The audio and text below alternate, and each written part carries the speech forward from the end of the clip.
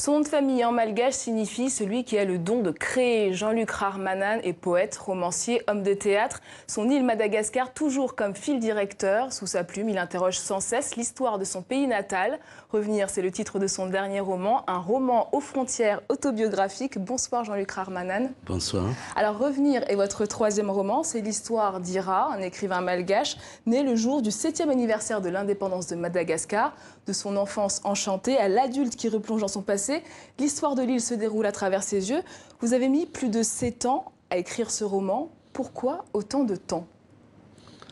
C'est un parcours, c'est aussi la frontière de l'autobiographie.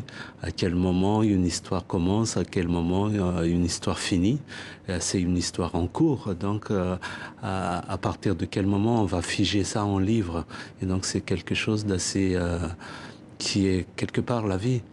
Il a fallu autant de temps pour raconter l'histoire d'une vie. Oui, oui. Et il a fallu autant de temps aussi pour sélectionner les instants de vie. Alors, dans ces lignes, c'est votre histoire que vous racontez. Vous avez eu du mal à écrire à la première personne. C'était lourd de porter tout ça? Il fallait plus de distance. Il fallait plus de distance pour justement voir comment cet enfant vivait heureux dans un pays pauvre. Et comment cet enfant aussi a porté justement la charge de toute cette violence de l'île, de la politique, de l'économie, toutes ces choses. Et il a fallu, oui, se distancer pour avancer un peu plus facilement. Ouais. Alors, il y a la figure de votre père, Venance, pilier dans ce livre, homme de culture, opposant politique. Il est de tous les fronts contre la dictature de Ratsikara. Est-ce que ce livre était aussi un hommage pour lui? Pas que pour lui, c'est beaucoup pour les personnes qui se tiennent debout. Sur le continent, il y en a beaucoup et on n'en parle pas. On n'en parle pas beaucoup. Et pour des personnes qui restent intègres dans des pays de corruption. Oui. Et qu'est-ce que vous retenez de votre père, opposant politique? Qui n'a jamais dévié. Il n'a jamais dévié alors qu'il avait la possibilité d'avoir beaucoup plus de pouvoir, d'avoir plus d'argent, d'avoir plus d'aisance dans sa vie de tous les jours. Vous êtes fier de lui? Bien sûr. Alors vous avez percé aussi un lourd secret de votre père. En quoi ça a été déterminant pour vous? D'abord, c'est quoi ce secret et en quoi ça a été déterminant dans votre parcours, votre vie? Ce n'était pas exactement un secret. C'était, disons, quelque chose qui était difficile à dire pour lui parce qu'il avait eu une enfance battue. C'était un enfant battu, c'était pendant la colonisation notamment aussi. Et il avait cette double difficulté d'être enfant pendant la colonisation et aussi au niveau familial de ne pas connaître ses parents parce qu'il avait des parents qui...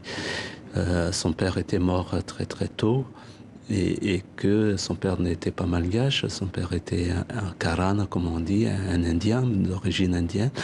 Et il a toutes ces origines qui s'entremêlent et le fait qu'il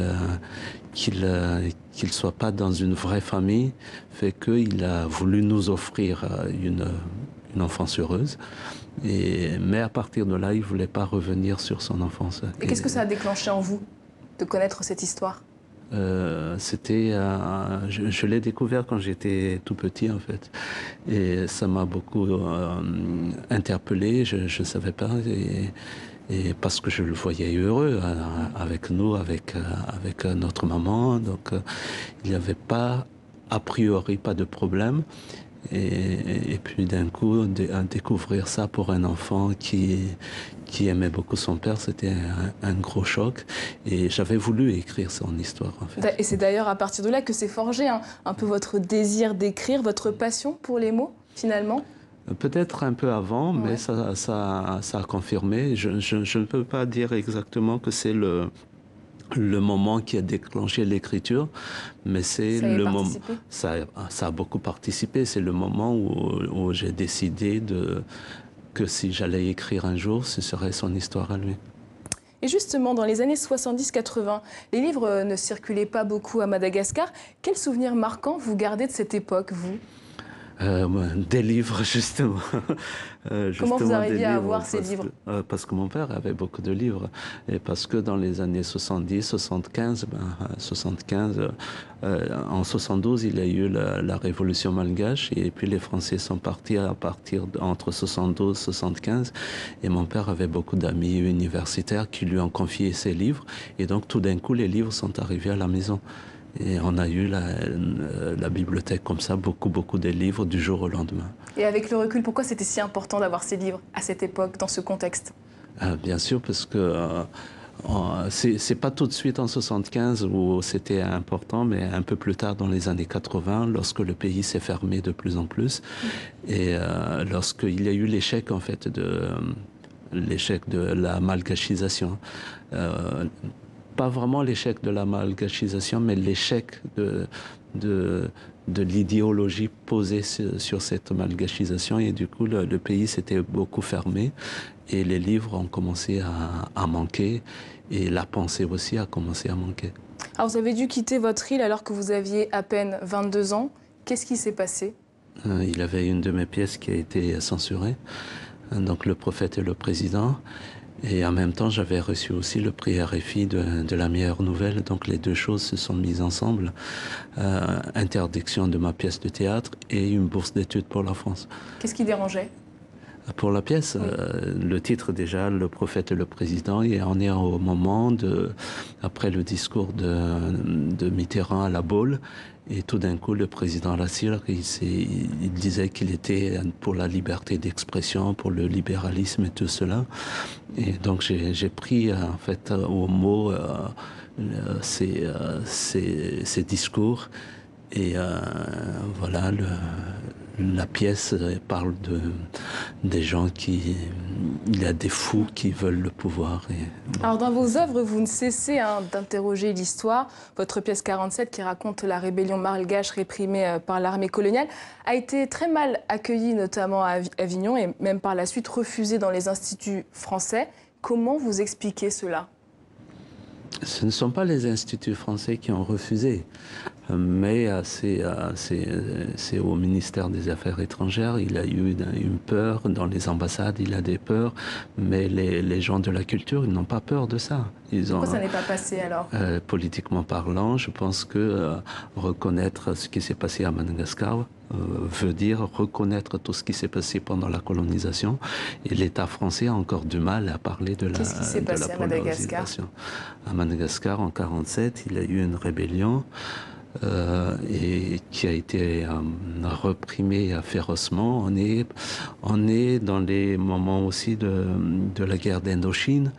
Et l'État français a voulu aller très vite pour régler l'histoire malgache, comme il disait, et aller vers l'Indochine. Et à ce moment-là, il y a eu une répression féroce. Oui. Et qu'est-ce qui reste dans l'esprit des Malgaches par rapport à cette insurrection de 47 aujourd'hui? Beaucoup de choses. Beaucoup de colère encore? Je ne sais pas. Les vieilles personnes que j'ai interrogées m'ont toujours dit il faut enlever la colère. Il faut enlever la colère parce que leur génération n'ont pas su, entre les générations, les Français et les Malgaches n'ont pas su vivre ensemble à ce moment-là et qu'on n'a pas à reproduire cela parce qu'on va continuer à vivre ensemble. À Madagascar comme en France, en France comme en Syrie par exemple aujourd'hui, ou ailleurs sur cette planète, on doit vivre ensemble. Et la colère c'est pas la bonne chose.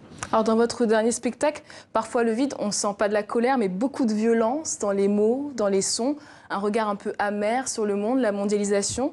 Est-ce que c'est ce que vous ressentez au quotidien, cette violence?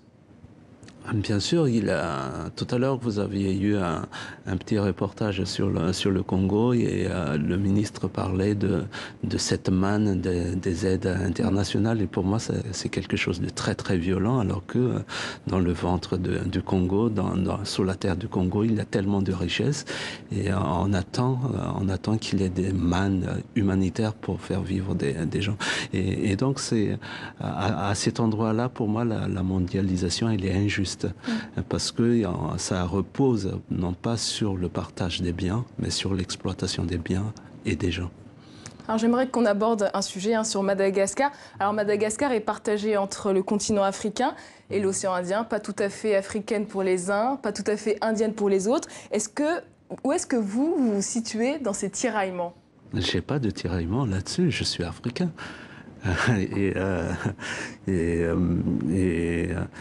Et je suis même content d'être malgache, d'être la rencontre de l'Asie et de l'Afrique. Et les malgaches c'est un peuple qui est issu de cette rencontre de l'Asie et de l'Afrique. Il faut le prendre comme une grande richesse. J'ai pas de tiraillement là-dessus. Pour vous, il n'y a pas de doute, Madagascar est africaine. Oui. Et finalement, de quoi souffre votre pays aujourd'hui, selon vous? De la malhonnêteté, et nous souffrons qu'il n'y ait pas de gens, comme on dit chez nous, ulumban, c'est-à-dire des gens intègres, des gens qui ont conscience aussi de la richesse de Madagascar et qui peuvent se dire que cette richesse-là, eh bien, ça appartient à tous les Malgaches. Merci beaucoup Jean-Luc Rarmanin de vous être livré sur ce plateau. Votre livre « Revenir » est à retrouver aux éditions Rivage. Merci beaucoup.